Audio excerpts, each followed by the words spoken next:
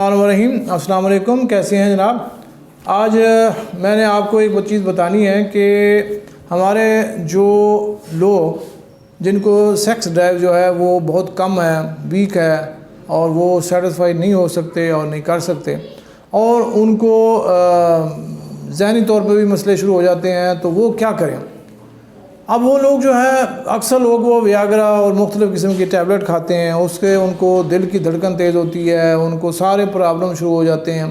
اور وہ مزید جو ہے وہ ڈپریشن میں چلے جاتے ہیں۔ میں نے جو آپ کو ایک چیز بتانی ہے، وہ میں آپ کو ایسے ایک فارمولہ بتاتا ہوں کہ جس سے آپ کو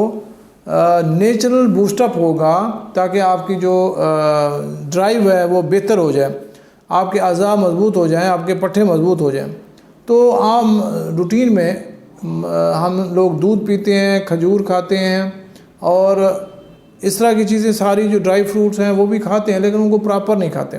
اچھا، آپ لوگ کہتے ہیں کہ جی ہم دودھ میں ملا کے رکھیں کھجور کو؟ اب اللہ تعالیٰ نے کچھ چیزیں ایسی بنائی ہیں جن کو آپس میں ملا کے ان کو رکھنے سے ان کا آپس کا جو جڑ جاتی ہیں، تو ان میں ان کی جو طاقت ہے وہ بہتر ہو جاتی ہے، اور وہ ہمارے لیے بہت ہی یوزفل ہوتے ہیں۔ کھجور اور بادام کو اگر رات کو کھجور کو دودھ میں بھگو کر رکھیں، صبح اس کو کھائیں، تو اتنا اس کے فائدے ہیں کہ آپ کی سوچ ہے، آپ کو اتنا طاقت آئے گی جس کی کوئی انتہا نہیں۔ اسی طرح اگر آپ دال چینی کو مکس کر لیتے ہیں شہد کے ساتھ، اور اس کو آپ شہد میں ملا کے کھاتے ہیں، آدھا گھنٹہ رکھ لیں شہد کو، اور دال چینی کا تھوڑا سا پاؤڈر بنا لیں، تو اس کے بھی بے پناہ فائدے ہیں۔